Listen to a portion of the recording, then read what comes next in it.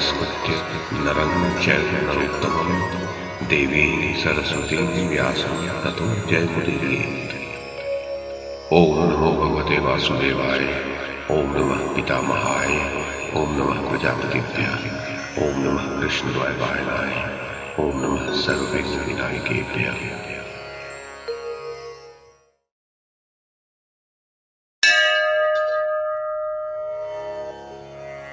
वैशंपायन जी कहते हैं, जन्मेजय, नारद जी ने कहा, राजन युधिष्ठिर, कर्ण के बल की ख्याति सुनकर मगध देश के राजा जरासंध ने द्वैरथ युद्ध के लिए उसे ललकारा। वे दोनों ही दिव्यास्त्रों के ज्ञाता थे।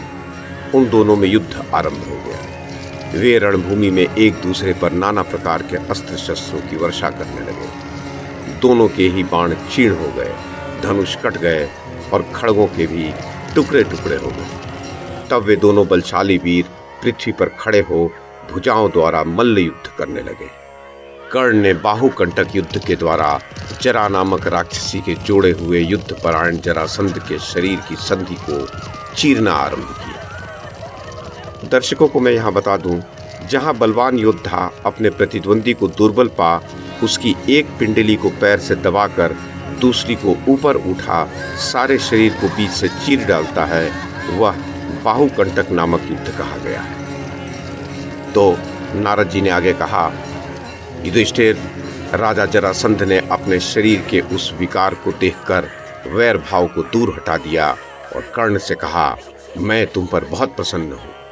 साथ ही उसने प्रसन्नतापूर्वक कर्ण को अंग देश की मालिनी नगरी दे दी। नरश्रेष्ठ, शत्रु विजयी कर्ण तभी से अंग देश का राजा हो गया।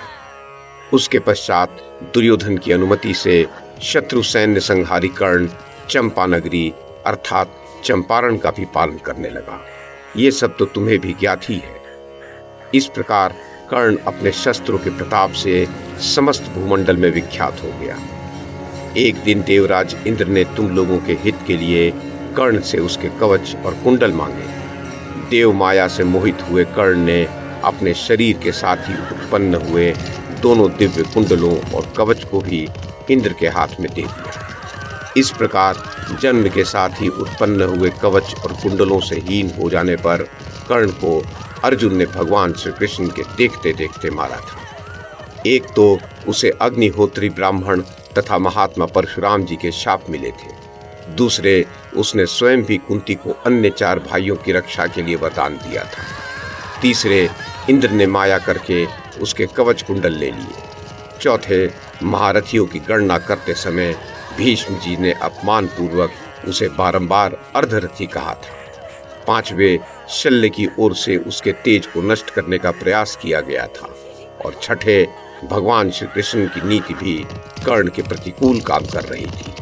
इन सब कारणों से वह पराजित हुआ। इधर गांडीवधारी अर्जुन ने रुद्र, देवराज इंद्र, यम, वरुण, कुबेर, द्रोणाचार्य तथा महात्मा कृप के दिए हुए दिव्यास्त्र प्राप्त कर लिए थे। इसी कारण से युद्ध में उन्होंने सूर्य के समान तेजस्वी वेकर्तन कर्ण का वध किया।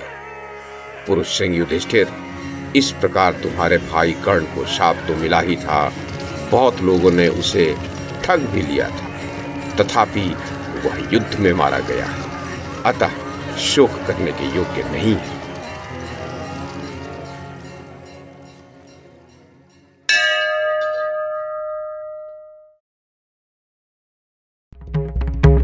YouTube के माध्यम से महाभारत की कथा को एक श्रृंखला के रूप में प्रस्तुत करने का हमारा ये प्रयास यदि आपको सराहनीय लगा हो तो कृपया इस कड़ी को लाइक और शेयर करें, चैनल को सब्सक्राइब करें और बेल आइकन को दबाएं। साथ में अन्य लोगों को भी देखने के लिए प्रेरित करें।